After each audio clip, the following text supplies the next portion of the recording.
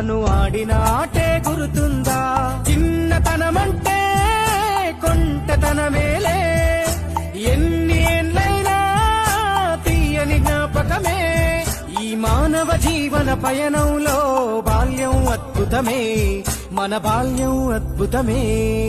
వీరి వీరి గుమ్మడి పండు వీరి పేరేమి, తాగుడు మూతలు దండాకోర్ వీరి పేరేమి.